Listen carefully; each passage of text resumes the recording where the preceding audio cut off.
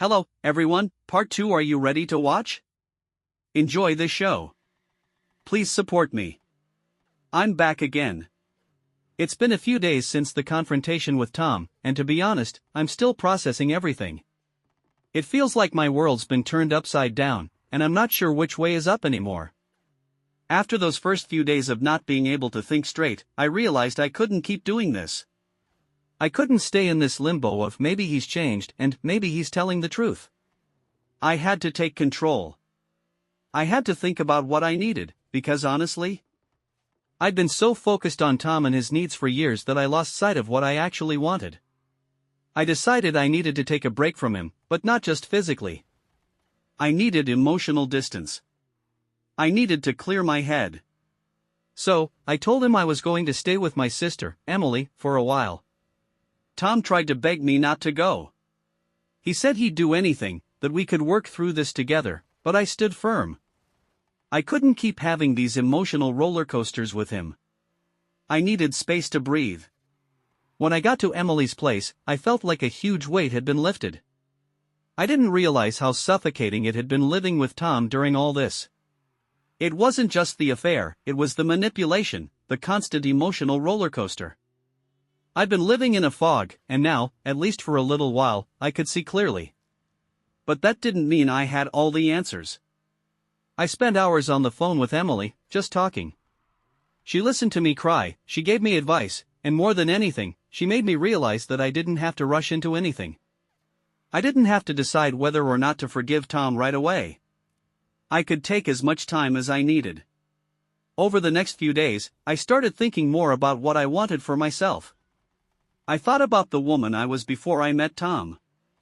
I used to be independent, confident, and didn't take crap from anyone. Somewhere along the way, I'd lost that part of myself. I'd let him make me doubt my worth, make me feel like I was the problem when all along, he was the one who couldn't keep his promises. I thought about what it would feel like to be free of him, to not have to worry about whether he was telling the truth or not. I thought about whether I could ever look at him the same way again. The more I thought, the more I realized I didn't need his lies in my life. But I also knew that if I walked away from him, it wouldn't be easy. The years we'd spent together, the life we'd built, that wasn't something you just throw away. But what was the point of holding on to a marriage that wasn't built on trust? What was the point of staying if I couldn't be myself? The hardest part, though, was wondering if I was strong enough to actually follow through. I'd been sitting with all my feelings for a while now, and I can honestly say I'm still in the middle of this emotional tornado. But I needed to share where I'm at. After I moved out to stay with Emily, things started to get real quiet between Tom and me. At first, he texted me non-stop. Apologies. Promises. I love you. I'm sorry. Please don't leave me. He even called once, but I didn't pick up. I didn't want to hear his voice. I was so angry, so hurt, and hearing him beg just made me want to hang up even faster. Emily kept telling me that I needed to make a decision for me, not for Tom, not for anyone else.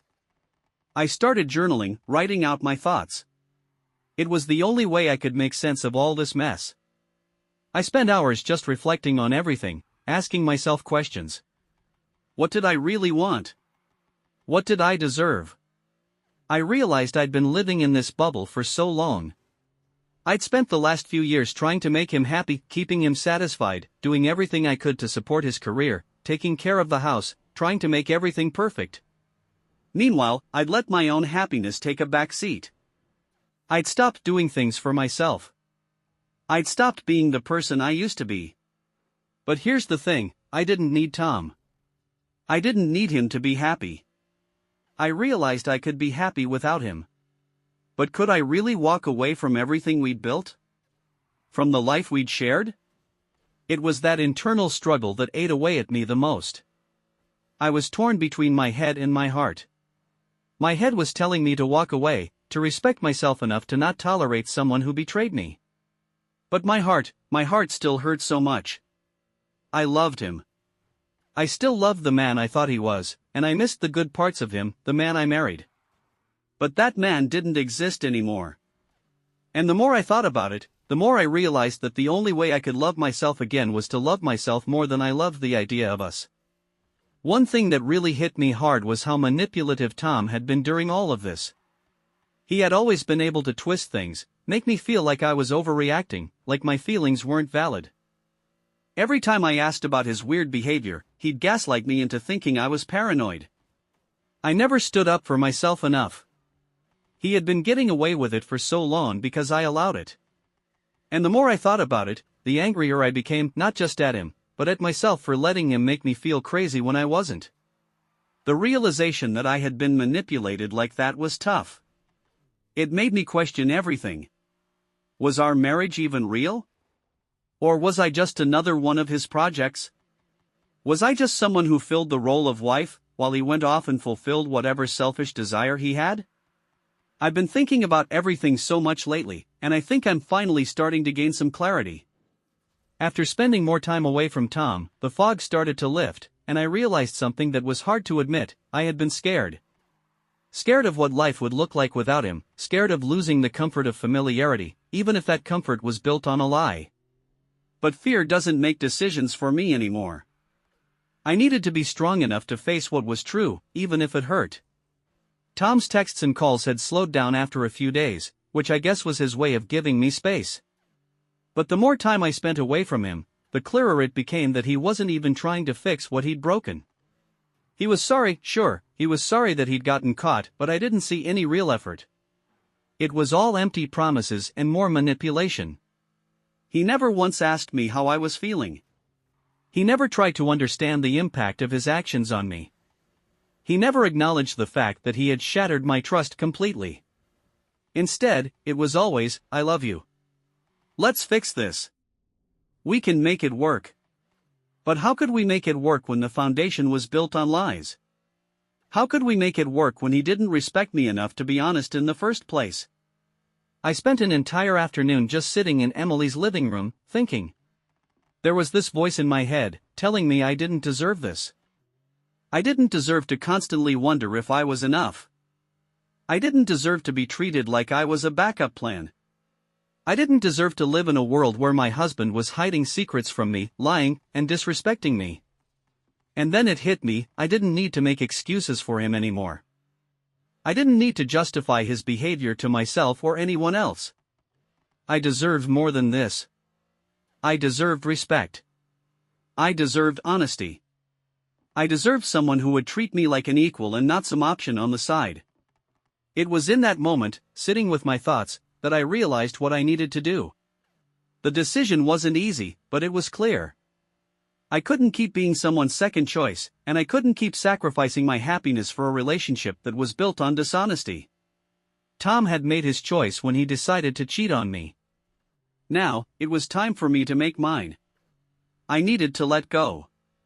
It's been a few days since my last post, and I've finally made my decision. I'm still processing everything, but I know now what I have to do. After the realization that I wasn't willing to keep living in a lie, I knew I needed to speak to Tom one last time.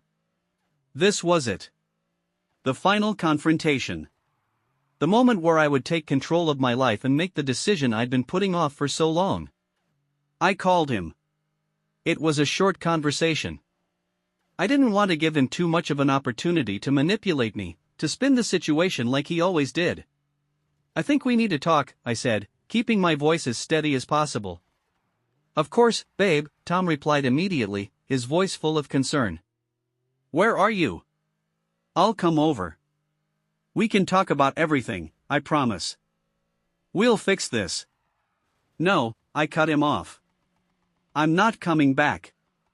I'm not going to just fix this like it's something that can be patched up with words. I've thought about it. I've thought about us. I've thought about everything. I'm done." There was silence on the other end for a moment. I could feel the weight of my words sinking in. "Wait, what do you mean you're done?" His voice was trembling now, like he was finally realizing I wasn't playing around anymore. "You can't be serious. We've been through too much together.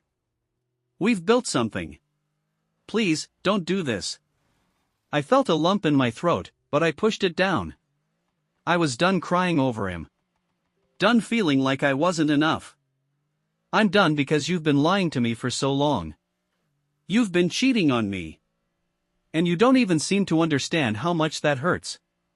I can't keep doing this, Tom. I can't live in a relationship where I'm constantly second-guessing everything. I can't live with someone who's lied to me about something so important.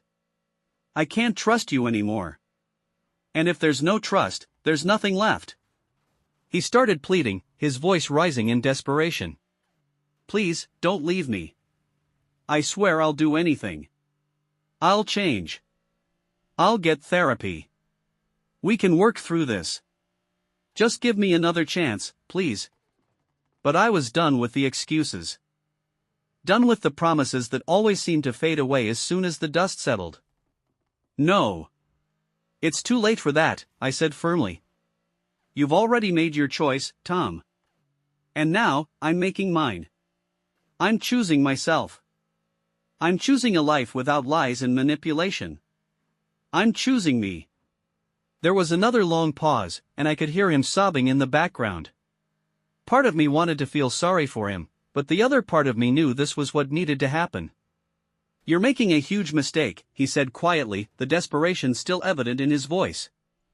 I love you. You mean everything to me. But I knew better now. His words were just words, empty promises designed to make me doubt myself. I don't believe you anymore, I said, the finality of it hitting me like a ton of bricks. Goodbye, Tom. I hung up the phone. And that was it. Thank you for watching. I ask you to help me. Subscribe to my channel, put likes, and do not forget to comment. Thank you. See you in another video.